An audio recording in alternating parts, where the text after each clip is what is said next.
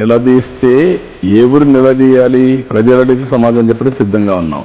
వైఎస్ఆర్ కాంగ్రెస్ అడిగితే మనం తాట తీస్తాం. Be clear, no question. నీకేం సంబంధం ఇక్కడ? రాజకీయం చేస్తే వదిలిపెట్టను.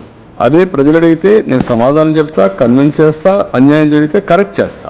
అది ప్రజలకు, వీళ్ళకి కాదు. ప్రాణాలు పోవడమే కాదు, ఇంకా భయంకరమైన పరిస్థితులు వస్తాయి. ఇలాంటి వాళ్ళు కానీ రోడ్డు మీదకి వస్తే ఇంకా భయంకరమైన పరిస్థితులు, ప్రమాదకరమైన పరిస్థితులు వస్తాయి. ప్రజలందరూ ఆలోచించుకోవాలి. నిన్న నిన్న 1 year ముందు చనిపోయాడు. 1 year ముందు చనిపోయిన వాడిని పరామర్శించాలని ఎవరు ప్రభుత్వం? నువ్వే కేటగిరీ గవర్నమెంట్. అప్పుడు రిజల్ట్స్ వచ్చాయి. నేను ప్రమాణ స్వీకారం చేసి 12వ తారీఖున నా గవర్నమెంట్ ఫామ్ చేసి 12వ తారీఖు తర్వాత ఎప్పుడు చనిపోయాడు?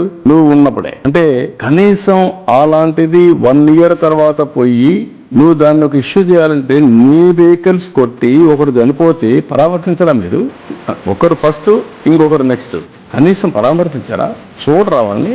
మనిషి ప్రాణానికి విలువ లేదా? బెట్టింగ్ ప్రాణానికి ఉన్నటువంటి విలువ మీరు చంపిన వాళ్ళకి లేదా? వాళ్ళ ప్రాణం కాదా? వాళ్ళ మనుషులు కాదా? ఏ విధంగా అర్థం చేసుకోవాలి? నేను ఎప్పుడు ఉందాగా ఉంటామని రౌడీలను కూడా ప్రోత్సహించాలనుకో నేను అసమర్థుడు అవుతా.